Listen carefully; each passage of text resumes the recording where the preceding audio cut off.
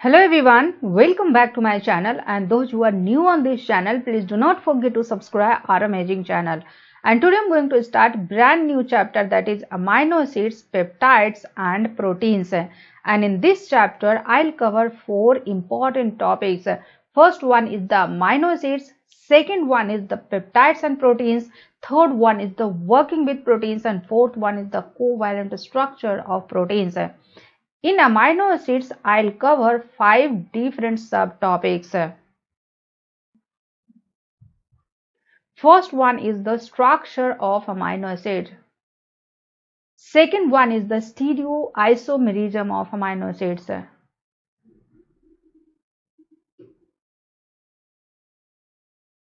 Third one is the classification of amino acids. And after that, I'll come to the most important topic of amino acid, that is titration curve of amino acids. So fourth topic is titration curve of amino acid. And after that, I'll come to the uncommon amino acids.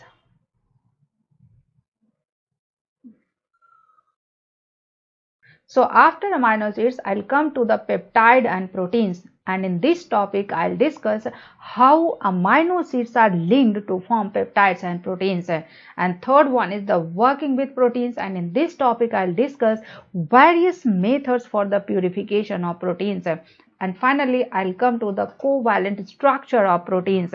And in this topic, I'll discuss mainly primary structure of protein and different methods for the sequencing of polypeptides and proteins. So let's start with the amino acids. Amino acids की अगर बात करें तो amino acids are building block of proteins.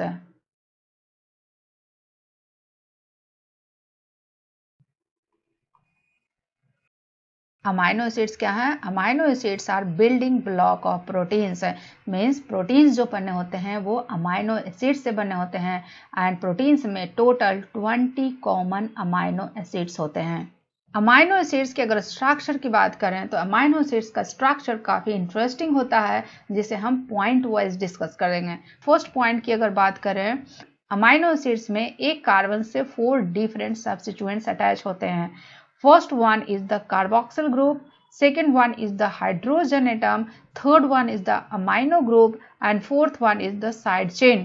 So एक carbon से 4 different substituents attach होते हैं, और क्योंकि एक कार्बन से 4 डिफरेंट सब्स्टिट्यूएंट्स अटैच होते हैं, इसीलिए इस कार्बन को कायरल कार्बन बोलते हैं. कायरल कार्बन क्या होता है? वैसा कार्बन जिससे 4 डिफरेंट सब्स्टिट्यूएंट्स अटैच होते हैं. मीथेन की अगर स्ट्रक्चर देखें तो मीथेन का स्ट्रक्चर कुछ इस तरह से होता है. मीन्स एक कार्बन से 4 हाइड्रोजन एटम अटैच होते हैं, और अमाइनो एसिड्स में एक कार्बन से 4 डिफरेंट सब्स्टिट्यूएंट्स अटैच होते हैं. Means amino acids are substituted methane. Next point की अगर बात करें तो अमाइनो एसिड्स में जो कार्बोक्सिल ग्रुप होता है उसके बगल वाले कार्बन को अल्फा कार्बन बोलते हैं, और इसी अल्फा कार्बन से 4 डिफरेंट सब्स्टिट्यूएंट्स अटैच होते हैं. मींस जो अल्फा कार्बन है वो क्या है? Chiral carbon. और सेम अल्फा कार्बन से अमाइनो ग्रुप भी अटैच होते हैं एंड कार्बोक्सिल ग्रुप भी अटैच होते हैं. इसीलिए अमाइनो एसिड्स को अल्फा अमाइनो एसिड्स बोलते हैं. क्या बोलते हैं? अमाइनो एसिड्स को अल्फा अमाइनो एसिड्स बोलते हैं. अल्फा अमाइनो एसिड्स क्यों बोलते हैं? क्योंकि सेम अल्फा कार्बन से अमाइनो ग्रुप भी अटैच होते हैं एंड कार्बोक्सिल ग्रुप भी अटैच होते हैं. Amino stands for amino group, acids stands for carboxyl group, जो कि एसिडिक नेचर का होता है. So all 20 common amino acids are alpha amino acids. Next point की अगर बात करें तो प्रोटीन्स में टोटल कॉमन अमाइनो एसिड्स जो होते हैं वो 20 होते हैं, और ये 20 अमाइनो एसिड्स के स्ट्रक्चर में 3 चीजें कॉमन होती है. मीन्स सेम कार्बन से, अल्फा कार्बन से कार्बोक्सिल ग्रुप सेम रहेगा, हाइड्रोजन एटम सेम रहेगा एंड अमाइनो ग्रुप सेम रहेंगे, बट डिफर करेगा साइड चेन में. और ये साइड चेन में 3 प्रॉपर्टी डिफर करता है. First one is the structure, second one is the size and third one is the electric charge. So 20 amino acids में जो आर ग्रुप होंगे वो 3 चीजों में डिफर करेंगे। First one is the structure, second one is the size and third one is the electric charge. और are group की ये तीनों प्रॉपर्टी इन्फ्लुएंस करती है अमाइनो एसिड के वाटर में सॉल्युबिलिटी को। किस चीज को अफेक्ट करती है? अमाइनो एसिड्स के वाटर में सॉल्युबिलिटी को अफेक्ट करता है। सो आर ग्रुप के प्रॉपर्टीज में जो वेरिएशन होता है that is structure, size and electric charge, ये तीनों इन्फ्लुएंस करते हैं अमाइनो एसिड्स की वाटर में सॉल्युबिलिटी को। सो अमाइनो एसिड की सॉल्युबिलिटी किससे अफेक्ट होती है? अमाइनो एसिड के आर ग्रुप से अफेक्ट होती है। नेक्स्ट इंपॉर्टेंट पॉइंट की अगर बात करें तो सेल्स में जो पीएच होते हैं वो कितने होते हैं? pH 7 and that pH is known as physiological pH। So cells में जो फ्री अमाइनो एसिड्स होते हैं, ये फ्री अमाइनो एसिड्स जो होते हैं ये आयोनाइज्ड फॉर्म में होते हैं। मीन्स इनका जो अमाइनो ग्रुप होता है एंड कार्बोक्सिल ग्रुप होता है ये आयोनाइज्ड होता है। मीन्स सेल्स में जो फ्री अमाइनो एसिड्स होंगे वो आयोनाइज्ड फॉर्म में होंगे, लेकिन जब ये फ्री अमाइनो एसिड प्रोटीन में इनकॉर्पोरेट होते हैं तो ये चार्ज डिसअपियर हो जाता है। क्यों डिसअपियर हो जाता है? क्योंकि ये अमाइनो ग्रुप एंड ये कार्बोक्सिल ग्रुप पेप्टाइड बॉन्ड के फॉर्मेशन में इन्वॉल्व होता है। So this is all about structure of amino acids. Now coming to nomenclature of amino acids.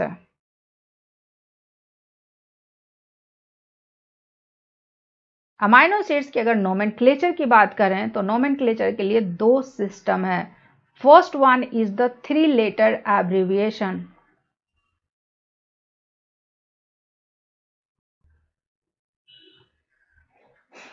and second one is the 1 letter symbol। So amino acids के nomenclature के लिए 2 method है। First one is the 3 letter abbreviation and second one is the 1 letter symbol.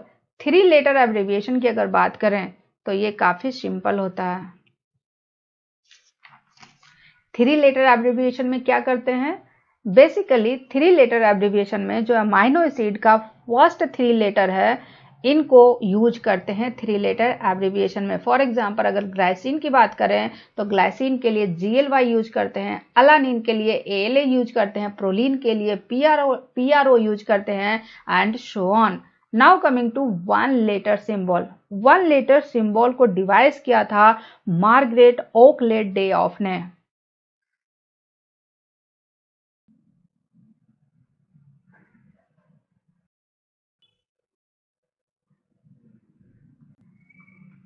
One letter symbol को किन्होंने device किया था? Margaret Oakley Dayhoff ने। और 1 लेटर सिंबल को डिवाइस करने के पीछे रीजन ये था कि डेटा फाइल को रिड्यूस करना। Means 1 letter symbol is device to reduce the size of data file used to describe amino acid sequences.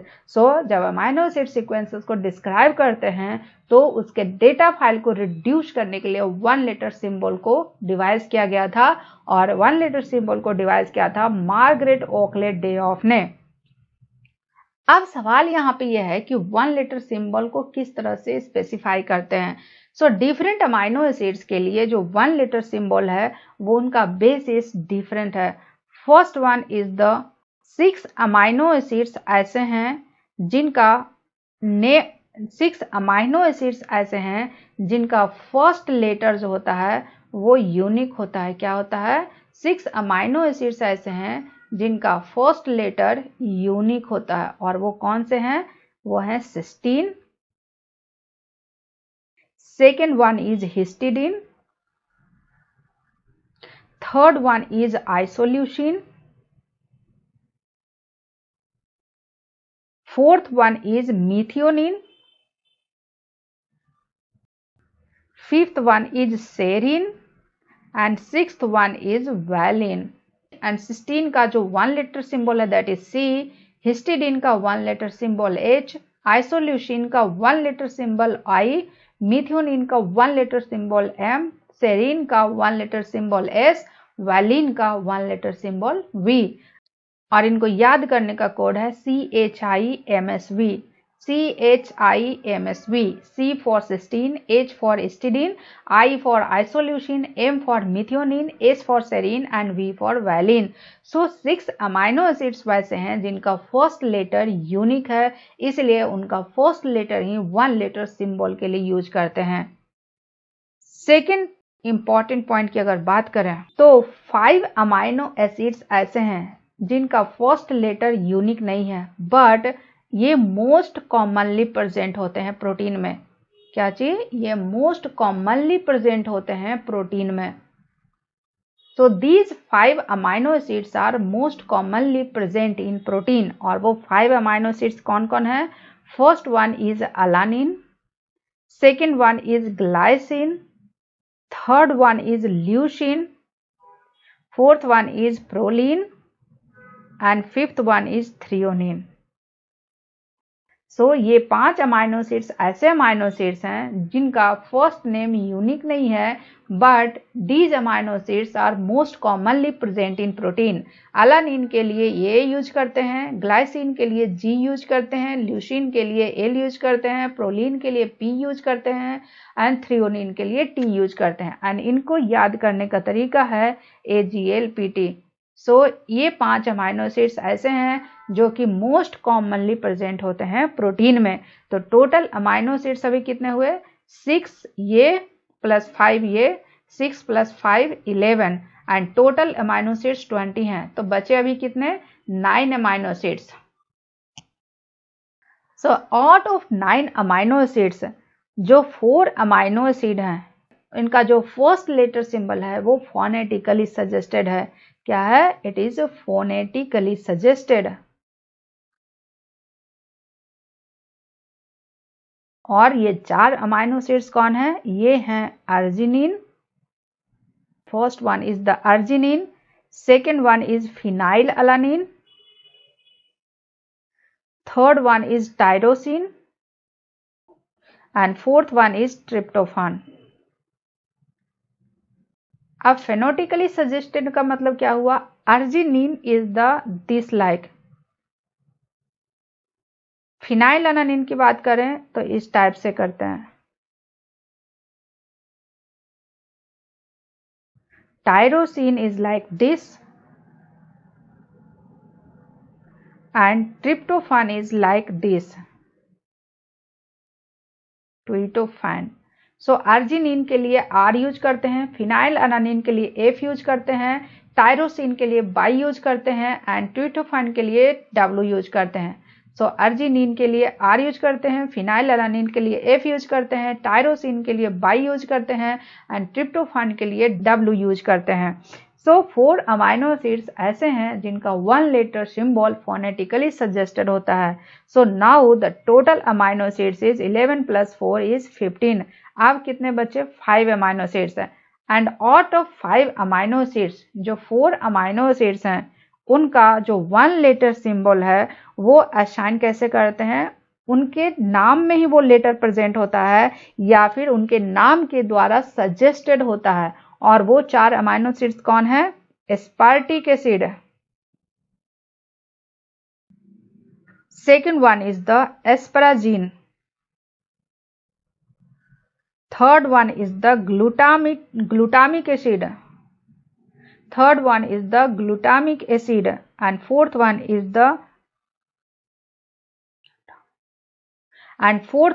the glutamine। And aspartic acid को एस्पार्डिक, एस्पराजीन को एस्पराजिन एंड ग्लूटामिक एसिड को glutamic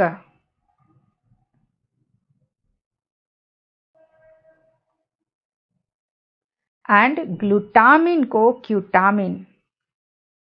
aspartic acid का जो 1 letter सिंबल है that is D, एस्पराजिन का जो 1 letter सिंबल है that is N, glutamic acid का जो 1 लेटर सिंबल है E एंड ग्लूटामिन का 1 लेटर सिंबल Q है। सो अब ये टोटल कितने हुआ? 15 + 4 = 19। बचे एक amino acid and that amino acid is lysine. Lysine की अगर बात करें तो L ऑलरेडी यूज हो चुका है, तो L के पहले K आता है और L के बाद M आता है। एल ऑलरेडी यूज हुआ है, एम भी ऑलरेडी यूज हुआ है मिथियोनिन के लिए, तो बचा के। सो दिस के is used for lysine. So lysine का 1 लेटर सिंबल क्या है? इट इज के।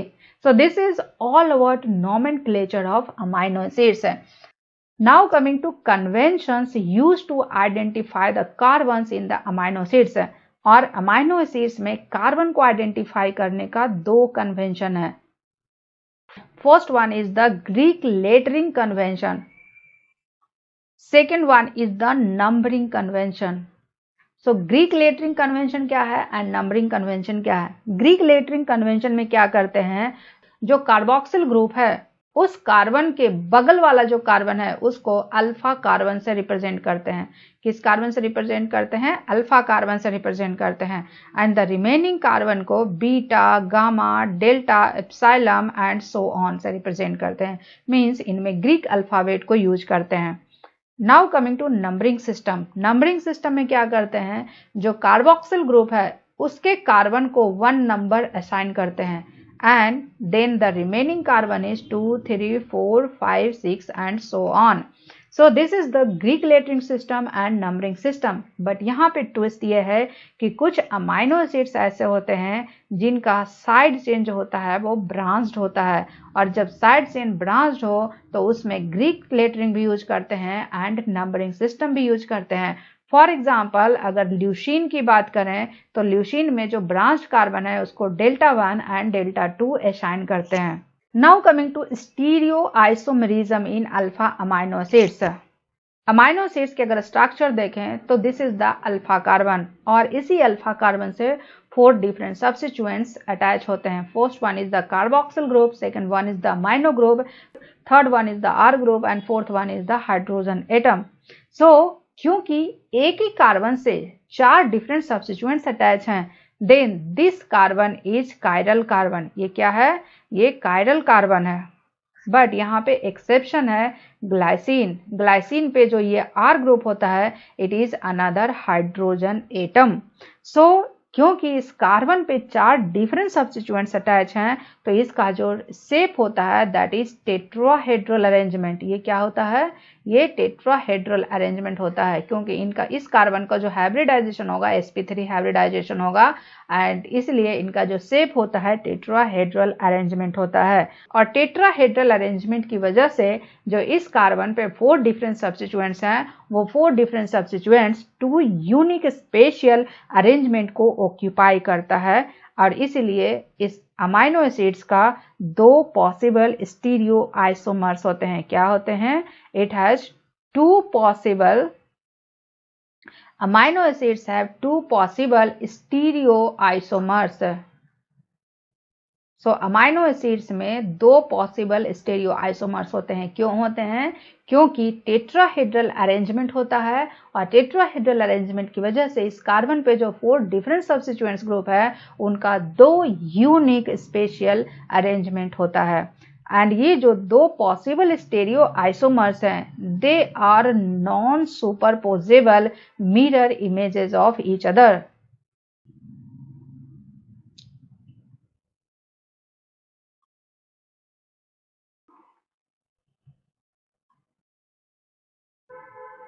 दे are non superposable mirror images of each other. And वैसे स्टेरियो आइसोमर्स जो एक दूसरे के नॉन सुपरपोजेबल मिरर इमेजेस होते हैं दे आर इनेंशियोमर्स। उनको क्या बोलते हैं? उनको इनेंशियोमर्स बोलते हैं। बट वैसा stereo isomers they are not superposable mirror images of each other, उनको बोलते हैं डायास्टीरियोमर्स। Now coming to amino acids, one of the example of amino acid is alanine. So stereoisomerism में क्या होता है? जो अल्फा कार्बन पे 4 डिफरेंट सब्स्टिट्यूएंट्स ग्रुप होते हैं उनके एब्सोल्यूट कॉन्फ़िगरेशन को रिप्रेजेंट करता है, और एब्सोल्यूट कॉन्फ़िगरेशन को स्पेसिफाई करने के लिए क्या यूज करते हैं? DL system. And DL system क्या है? DL system is based on one of the simple sugar that is 3 carbon sugar glyceraldehyde। और ये DL system को कैसे स्पेसिफाई करते हैं? Glyceraldehyde is the basis for the DL system। और इस केस में क्या करते हैं, ग्लिसरॉल्डिहाइड के सारे कार्बन को वर्टिकली अलाइन करते हैं। बट अलाइनमेंट का दो कंडीशन होता है। फर्स्ट कंडीशन क्या होता है, जो कायरल कार्बन हो वो सेंटर में होगा, दूसरा जो टर्मिनल एल्डिहाइड ग्रुप होगा वो टॉप पे होगा। सो जब इस तरह से कार्बन को अलाइन करते हैं तो CH2OH ग्रुप जो है हमेशा कायरल कार्बन के बॉटम में आएगा। And after aligning all the carbons in vertically then we describe the location of OH group. So जब एक बार कार्बन वर्टिकली अलाइंड होता है तो अब OH ग्रुप का डायरेक्शन लोकेट करते हैं। अगर OH ग्रुप लेफ्ट साइड में है then it is L glyceraldehyde, अगर OH ग्रुप राइट साइड में है then it is D glyceraldehyde. Similarly amino acid के केस में भी सारे कार्बन को वर्टिकली अलाइन करते हैं, बट यहाँ पे कंडीशन ये है कि कायरल कार्बन भी सेंटर में होगा एंड जो कार्बोक्सिल ग्रुप है वो टॉप में होगा। कार्बोक्सिल ग्रुप टॉप में क्यों होगा, क्योंकि ग्लिसरॉल्डिहाइड में CHO ग्रुप टॉप पे होता है एंड एल्डिहाइड का जब ऑक्सीडेशन करते हैं तो कार्बोक्सिल ग्रुप बनाता है and it is one step oxidation.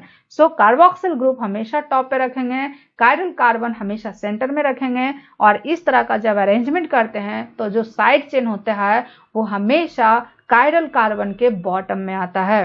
And एक बार जब इस तरह से वर्टिकली अलाइन होता है कार्बन देन अमाइनो एसिड का जो अमाइनो ग्रुप है उसका डायरेक्शन लोकेट करते हैं। अगर वो एल साइड में है then it is L alanine, अगर अमाइनो ग्रुप राइट साइड में है then it is D alanine. So this is the DL system.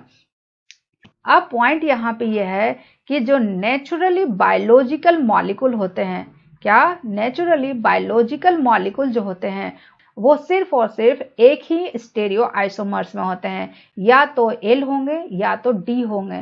तो अब सवाल यहाँ पे यह है कि जो प्रोटीन में अमाइनो एसिड होते हैं वो L कॉन्फ़िगरेशन में होंगे या D कॉन्फ़िगरेशन में होंगे। एंड द आंसर इज जो प्रोटीन्स में अमाइनो एसिड्स होते हैं वो एक्सक्लूसिवली L स्टेरियो आइसोमर्स होते हैं। और इनका रीजन क्या है, इनका रीजन ये है कि सेल्स में अमाइनो एसिड की सिंथेसिस के लिए इंजाइम होता है। क्या होता है, अमाइनो एसिड सिंथेसिस के लिए इंजाइम होता है और इस इंजाइम में क्या होता है, एक्टिव साइट। और ये जो एक्टिव साइट होता है ये एसिमेट्रिक होता है।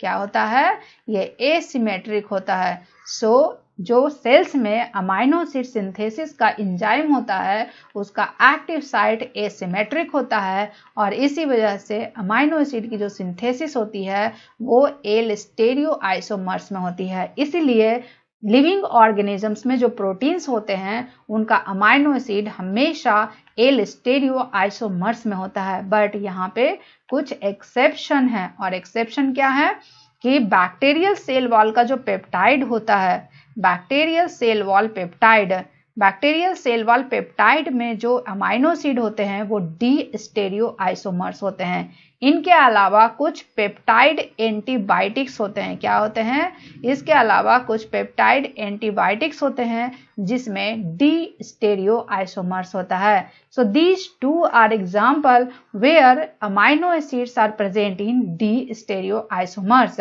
नेक्स्ट पॉइंट की अगर बात करें तो small L and small D होता है। Small L stands for levorotatory and small D stands for dextrorotatory. Levorotatory क्या होता है, डेक्स्ट्रोरोटेटरी क्या होता है। लेवोरोटेटरी वैसा मॉलिक्यूल्स जो कि प्लेन पोलराइज्ड लाइट को लेफ्ट रोटेट करे, जबकि डेक्स्ट्रोरोटेटरी वैसा मॉलिक्यूल्स होते हैं जो कि प्लेन पोलराइज्ड लाइट को राइट रोटेट करे। सो लेवोरोटेटरी क्या है, जो प्लेन पोलराइज्ड लाइट को लेफ्ट रोटेट करता है, दोज आर लेवोरोटेटरी। डेक्स्ट्रोरोटेटरी जो कि प्लेन पोलराइज्ड लाइट को राइट रोटेट करता है। So small L and small D क्या रिफ्लेक्ट करता है, small L and small D molecule के ऑप्टिकल एक्टिविटी को स्पेसिफाई करता है। Means small L and small D absolute configuration को स्पेसिफाई नहीं करता है बल्कि ये ऑप्टिकल एक्टिविटी को स्पेसिफाई करता है, जबकि capital L and capital D absolute configuration को स्पेसिफाई करता है। नेक्स्ट पॉइंट की अगर बात करें तो डीएल सिस्टम के अलावा एक और सिस्टम है जो कि एब्सोल्यूट कॉन्फ़िगरेशन को बताता है, दैट इज आरएस सिस्टम। और आरएस सिस्टम की खास बात यह है कि ये वैसे मॉलिक्यूल को एब्सोल्यूट कॉन्फ़िगरेशन बताता है जिसमें मोर देन 1 कायरल कार्बन है। क्या? जिसमें more than 1 chiral carbon present होते हैं। सो वैसे मॉलिक्यूल जिसमें more than 1 chiral carbon present होते हैं उनके सब्स्टिट्यूएंट्स का जो एब्सोल्यूट कॉन्फ़िगरेशन है वो आरएस सिस्टम से स्पेसिफाई करते हैं। So this is all about stereo isomerism in alpha amino acids. Now coming to classification of amino acids. Amino acids के अगर स्ट्रक्चर की बात करें तो सेम अल्फा कार्बन पे 4 डिफरेंट सब्स्टिट्यूएंट्स ग्रुप अटैच होते हैं। First one is the carboxyl group, second one is the amino group, third one is the hydrogen atom and fourth one is the R group. और ये are group हैं जिनकी property को use करके amino acids को 5 group में classify किया गया है। कितने ग्रुप में क्लासिफाई किया गया है? 5 ग्रुप में क्लासिफाई किया गया है। और इस आर ग्रुप की क्या प्रॉपर्टी है? And it is the polarity of R group. So R group की पोलरिटी के बेसिस पे 20 अमाइनो एसिड्स को 5 ग्रुप में क्लासिफाई किया गया है। और वो 5 ग्रुप क्या है? सो फर्स्ट ग्रुप इज वैसा अमाइनो एसिड जिनका R group non polar and aliphatic होता है। So first is the non polar aliphatic R group.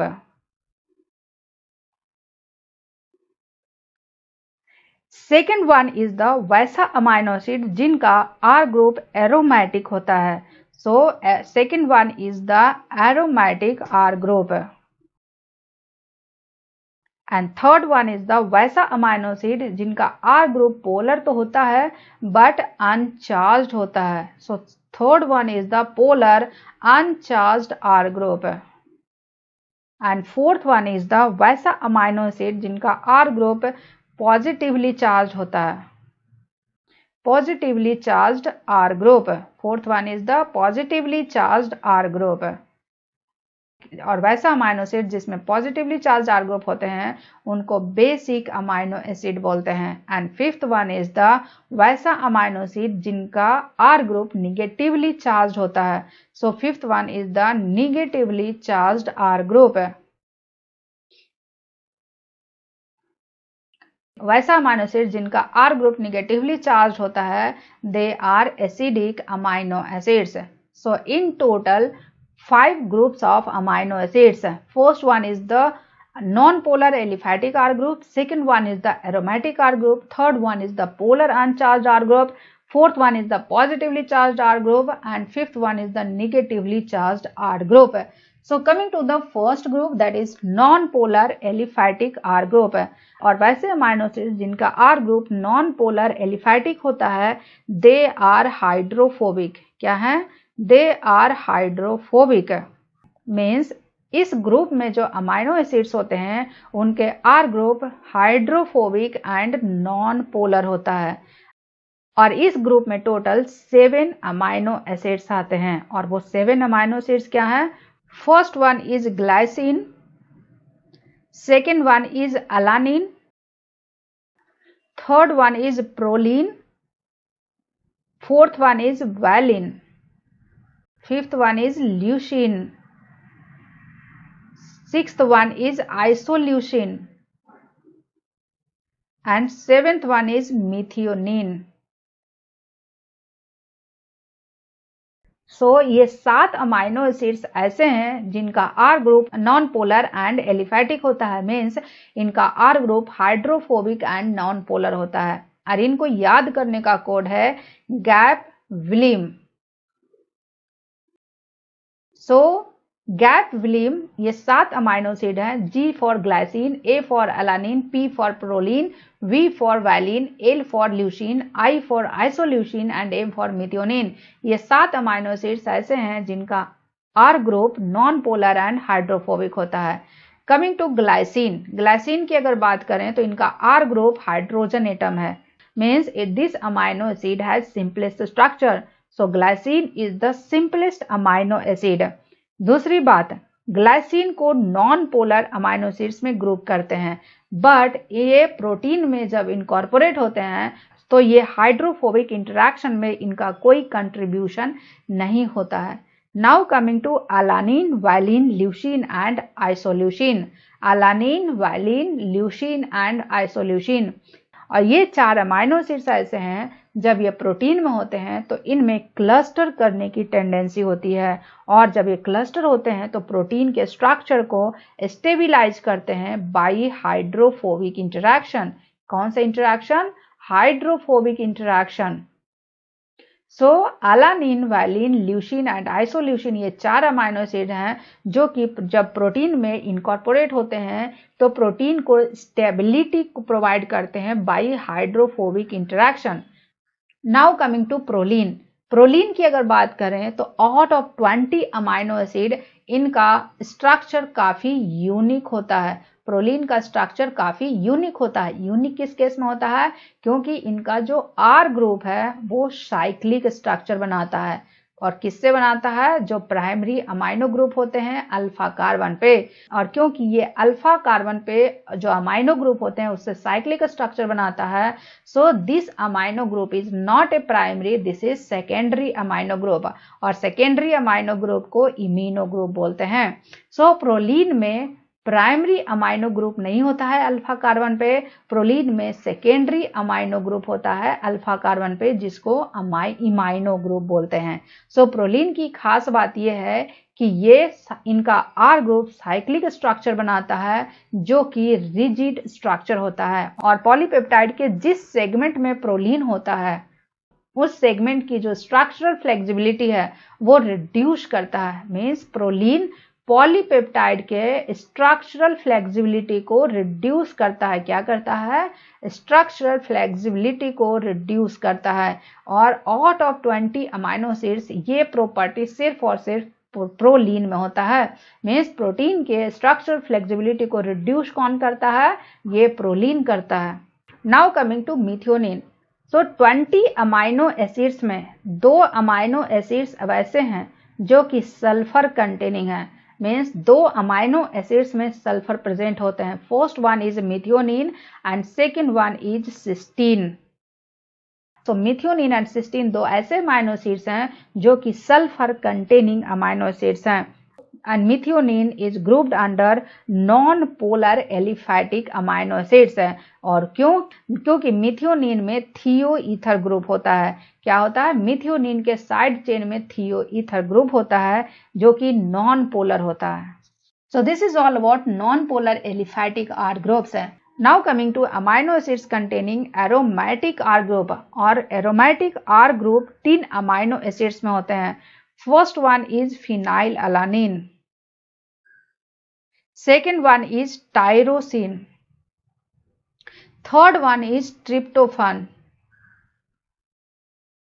So phenylalanine, tyrosine and tryptophan 3 ऐसे अमाइनो एसिड हैं जिनमें साइड चेन एरोमेटिक होता है, and these are relatively non polar. ये क्या होता है? These are relatively non polar. So phenylalanine, tyrosine and tryptophan का जो साइड चेन है दैट इज एरोमेटिक, एंड और क्योंकि ये रिलेटिवली नॉन पोलर होता है इट मीन्स कि ये हाइड्रोफोबिक इंटरेक्शन में पार्टिसिपेट करता है। अब फिनाइलअलानिन, टायरोसिन एंड ट्रिप्टोफान का यूनिक कैरेक्टरिस्टिक फीचर क्या है? टायरोसिन की अगर बात करें तो टायरोसिन में OH ग्रुप होता है, एंड ट्रिप्टोफान में इंडोल रिंग का नाइट्रोजन होता है। क्या होता है? ट्रिप्टोफान में इंडोल रिंग का नाइट्रोजन होता है।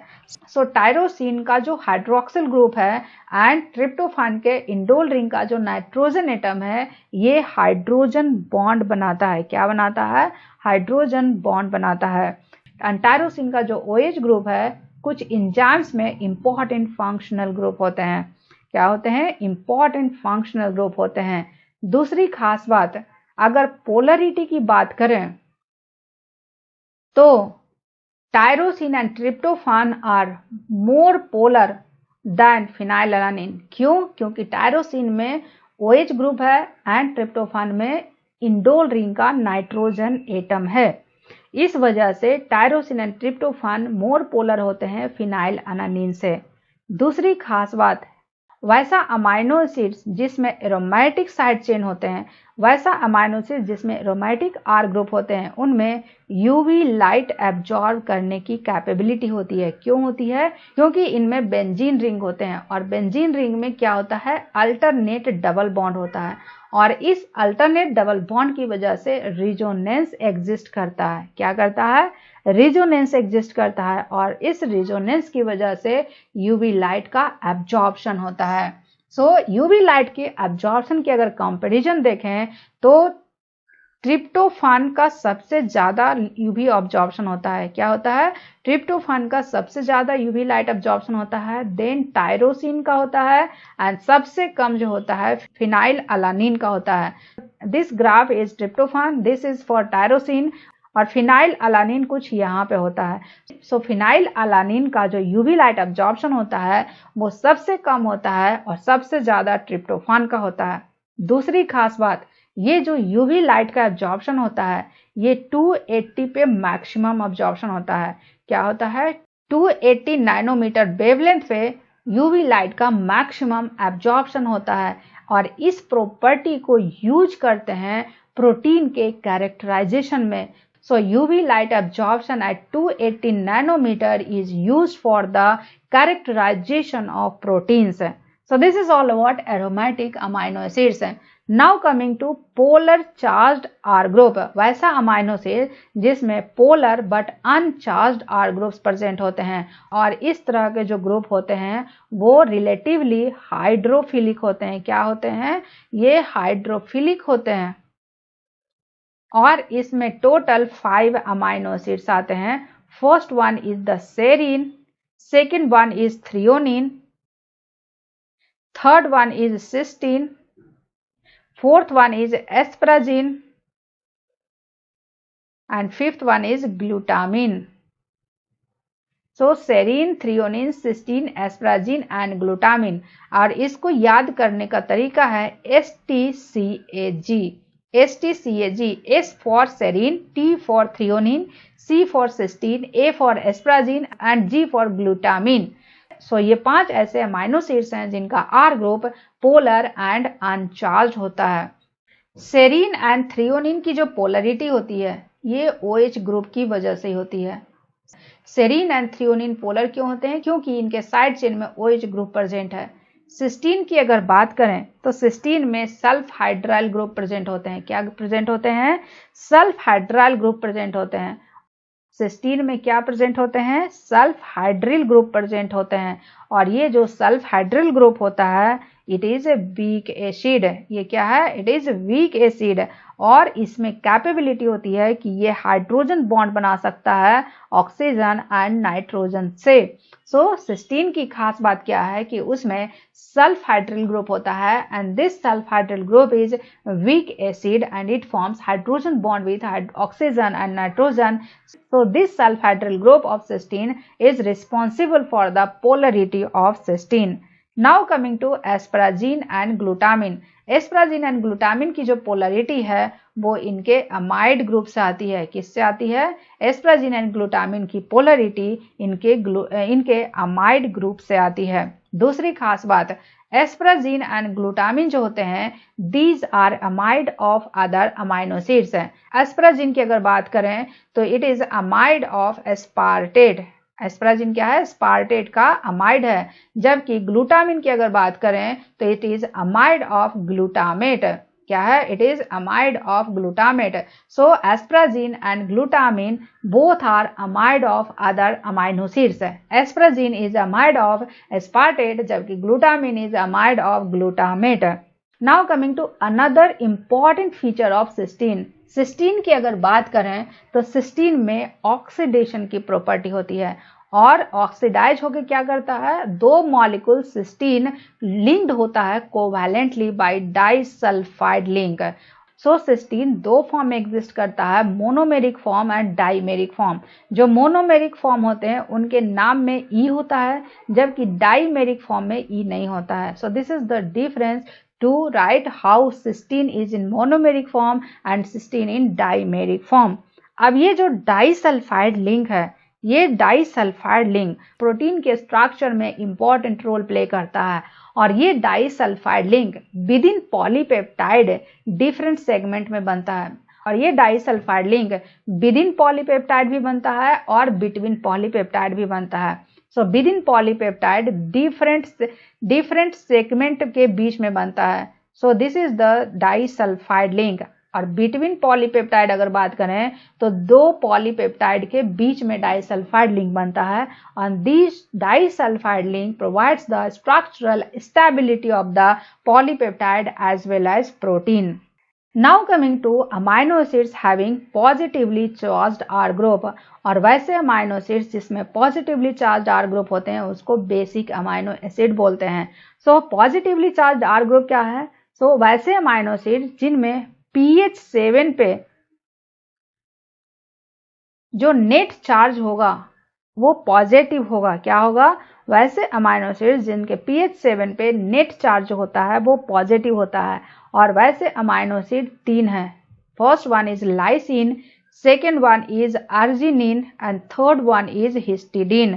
सो ये 3 ऐसे अमाइनो एसिड्स हैं जिनका R ग्रुप पे पॉजिटिव चार्ज होता है एट pH 7 और इनको याद करने का तरीका है लाह। लाह is the basic amino acid. L for lysine, A for arginine, H for histidine. अब इन तीनों अमाइनो एसिड के स्ट्रक्चर में कुछ यूनिक बातें हैं। लाइसिन की अगर बात करें तो इनमें 2 अमाइनो ग्रुप हैं। फर्स्ट अमाइनो ग्रुप जो होता है वो अल्फा कार्बन से लिंक्ड होता है। जो सेकंड अमाइनो ग्रुप है वो एप्सिलम कार्बन से लिंक्ड है। सो इसमें 2 प्राइमरी अमाइनो ग्रुप होते हैं। First one is linked with alpha carbon and second one is linked with epsilon carbon which is present in the R group. So lysine की खास बात क्या है कि इसके एप्सिलम पोजीशन पे एक प्राइमरी अमाइनो ग्रुप प्रेजेंट होता है। Now coming to arginine. Arginine की अगर बात करें तो अर्जिनिन पे एक पॉजिटिवली चार्ज ग्वानिडीनियम ग्रुप होता है। सो अर्जिनिन की खास बात क्या है? इसमें ग्वानिडीनियम ग्रुप प्रेजेंट है। इसमें क्या प्रेजेंट है? ग्वानिडीनियम ग्रुप प्रेजेंट है। हिस्टिडीन की अगर बात करें तो हिस्टिडीन में एरोमेटिक इमिडाजोल ग्रुप प्रेजेंट है। हिस्टिडीन में क्या है? एरोमेटिक इमिडाजोल ग्रुप प्रेजेंट है। सो दूसरी खास बात की अगर बात करें तो out of 20 amino acids histidine एक वैसा अमाइनो एसिड है जिनका R ग्रुप आयनाइजेबल होता है near pKa neutrality. Neutral pKa पर इनका R ग्रुप आयनाइजेबल होता है। दूसरी खास बात, pH 7 पे ये पॉजिटिवली चार्ज भी हो सकता है एंड अनचार्ज भी हो सकता है। तीसरी खास बात, histidine residue many enzyme catalyse reaction को फैसिलिटेट करता है by serving as proton donors and proton acceptor. So in conclusion positively charge group 3 है, लाइसिन, हिस्टिडीन, अर्जिनिन। लाइसिन की खास बात यह है कि इसमें एप्सिलम अमाइनो ग्रुप होते हैं। अर्जिनिन की खास बात क्या है कि इसमें ग्वानिडीनियम ग्रुप होते हैं एंड हिस्टिडीन की खास बात यह है कि इसमें एरोमेटिक इमिडाजोल ग्रुप होते हैं। और histidine group enzyme catalyse reaction में इन्वॉल्व होता है and serving as proton donor and proton acceptor. Now coming to amino acids having negatively charged R group है। और वैसे अमाइनो एसिड जिसमें निगेटिवली चार्ज R ग्रुप होते हैं वैसे अमाइनो एसिड को एसिडिक अमाइनो एसिड बोलते हैं। एंड एसिडिक अमाइनो एसिड क्या है? pH 7 पे जो टोटल नेट चार्ज होगा वो निगेटिव होगा। और negatively charge R group amino acid 2 हैं। First one is the aspartate and second one is the glutamate. और इनके स्ट्रक्चर की अगर बात करें तो इनमें 2 कार्बोक्सिल ग्रुप होगा। एक कार्बोक्सिल ग्रुप अल्फा कार्बन पे अटैच होगा, एक कार्बोक्सिल ग्रुप इनके साइड चेन में होगा। सो एसिडिक अमाइनो एसिड में 2 कार्बोक्सिल ग्रुप होगा, एक अल्फा कार्बन से अटैच होगा और दूसरा कार्बोक्सिल ग्रुप साइड चेन पे प्रेजेंट होगा। So these 2 are negatively charged R group, that is acidic amino acids. So this is all about classification of amino acids. Now coming to uncommon amino acids. So cells में common amino acids के अलावा uncommon amino acids भी होते हैं जो कि protein में incorporation के बाद उनका modification से बनते हैं। So first one is 4-hydroxyproline. As the name suggests, it is derivative of proline. Hydroxyproline क्या है? It is derivative of proline. Proline का डेरिवेटिव है। दूसरी खास बात, ये प्लांट सेल वॉल प्रोटीन में प्रेजेंट होते हैं। It is present in plant cell wall protein. Plant cell wall protein के अलावा ये कोलेजन में प्रेजेंट होते हैं। कहाँ प्रेजेंट होते हैं? It is present in collagen and plant cell wall protein. Collagen क्या है? Collagen is the fibrous protein of connective tissue. The second uncommon amino acid is five hydroxylysine. As the name suggests, it is derivative of lysine। ये किसका derivative है? ये lysine का derivative है और ये प्रेजेंट होता है कोलेजन में। कहाँ प्रेजेंट होता है? कोलेजन में प्रेजेंट होता है। सो 4-हाइड्रोक्सीप्रोलीन कोलेजन में भी प्रेजेंट होता है and plant cell wall protein में भी प्रेजेंट होता है, बट 5-हाइड्रोक्सीलाइसिन सिर्फ कोलेजन में प्रेजेंट होता है। सो कोलेजन में 4-हाइड्रोक्सीप्रोलीन भी होते हैं एंड 5-हाइड्रोक्सीलाइसिन भी होते हैं। Now coming to six L methyllysine. As the name suggests, it is also derivative of lysine। ये किसका डेरिवेटिव है? ये लाइसिन का डेरिवेटिव है and it is present in myosin. Myosin क्या होता है? Myosin is a contractile protein of muscle. Myosin क्या है? मायोसिन मसल का कॉन्ट्रैक्टाइल प्रोटीन है। Now coming to gamma carboxyglutamate, it is also uncommon amino acid and as the name suggests, it is derivative of glutamate। ये किसका derivative है? ये glutamate का derivative है और ये प्रेजेंट कहाँ होता है? It is present in blood clotting protein. ये प्रेजेंट होता है किसमें? ब्लड क्लॉटिंग प्रोटीन में, दैट इज प्रोथ्रोम्बिन में।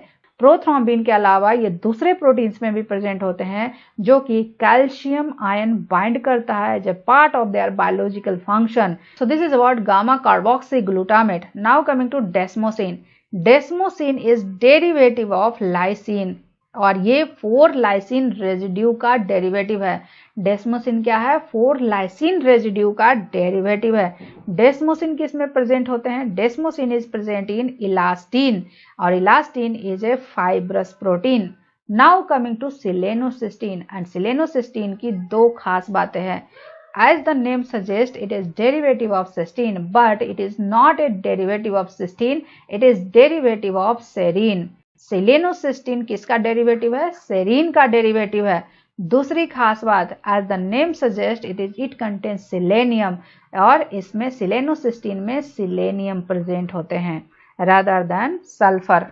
इनके अलावा सेल्स में कुछ ऐसे अमाइनो एसिड्स प्रेजेंट होते हैं जो कि वैरायटी ऑफ फंक्शंस परफॉर्म करते हैं बट वो प्रोटीन का कंपोनेंट नहीं होते हैं and the best example is ornithine and citrulline. Ornithine and citrulline is the intermediates in the biosynthesis of arginine and urea cycle। Ornithine and citrulline क्या है? Ornithine and citrulline are intermediates in the biosynthesis of arginine and urea cycle। Biosynthesis of arginine and urea cycle। So ornithine and citrulline are intermediates in the biosynthesis of arginine and urea cycle। So this is all about structure of amino acids, stereoisomerism of amino acids, classification of amino acids and uncommon amino acids। And in my next lecture I'll discuss about titration curve of amino acid, which is one of the most important topic of amino acids। So if you find this video informative, please do like, share and subscribe and stay tuned for next lecture।